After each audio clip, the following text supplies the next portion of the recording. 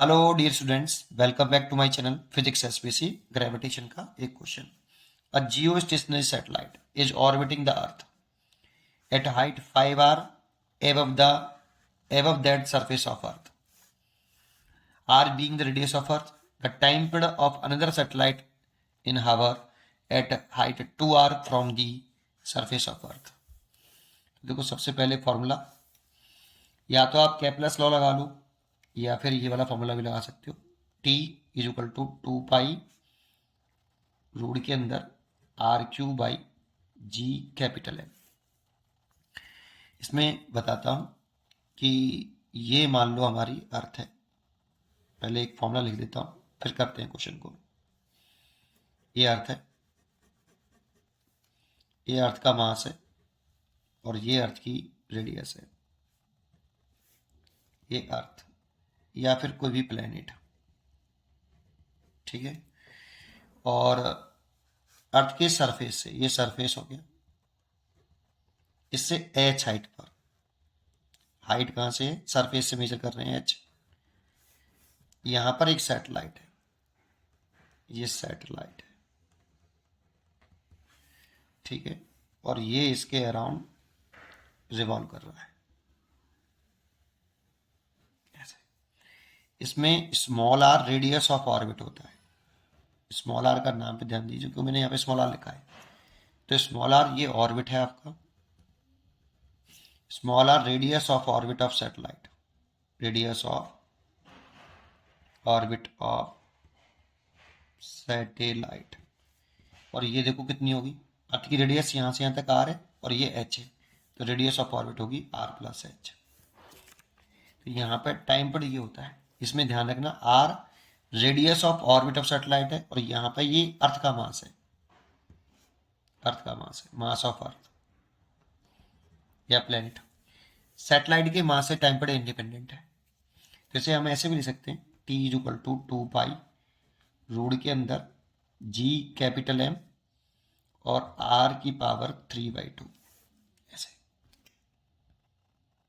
r की power 3/2।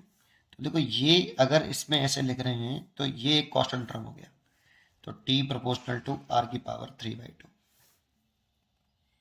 अगर square करके लिखते हैं इसको तो ऐसे लिखते हैं, t का स्क्वायर इज इक्वल टू 4 पाई का square over g capital M r की पावर 3। ऐसे भी लिख सकते थे, इसे कैपलस लॉ बोलते हैं ना। ऐसे प्रोपोर्शनल टर्म उठा लेते हैं तो T square proportional to r का क्यूब, ये कैपलस लॉ होता है।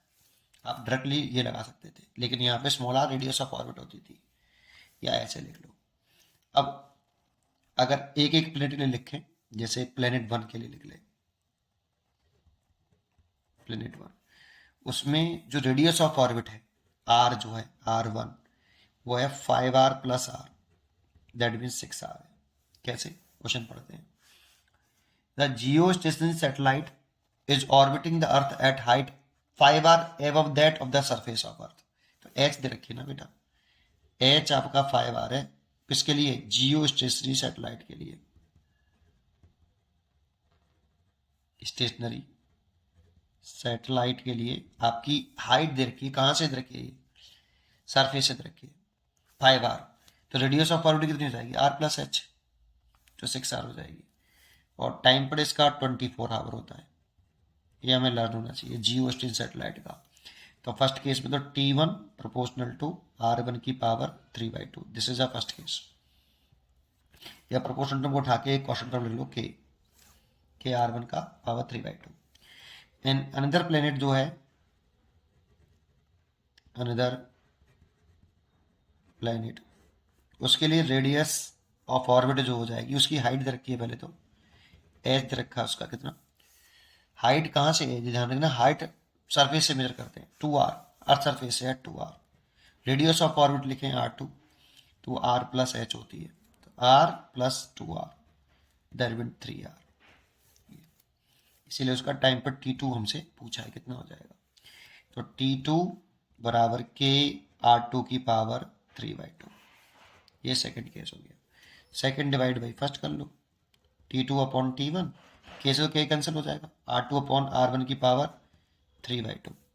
इसे आप चाहो तो ऐसे लिख सकते हो, r2 अपॉन r1 और R2/R1 की पावर हाफ। देखो इसकी पावर 1, इसकी पावर हाफ, हाफ और 1 को ऐड करते हैं, 1 प्लस हाफ तो 3/2 होता है, इसीलिए 3/2 कैसे लिखा जा सकता है।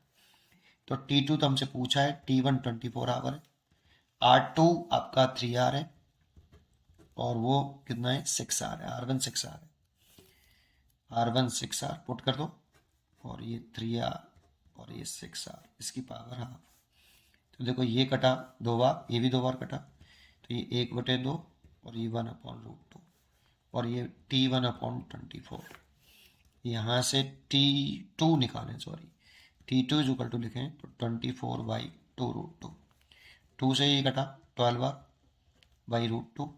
अब देखो इसे 6 इंटू 2 लिख लो, 12 को 12 और √2 का डिवाइड है, तो ये कट गया इससे, तो ये आ जाएगा 6√2 और ये हावर में आया बेटा, क्योंकि हमने 24 हावर में प्लेस किया है, इसीलिए इसका आंसर हो गया ए 6√2। पढ़ते रहिए और खुश रहिए। Thank you.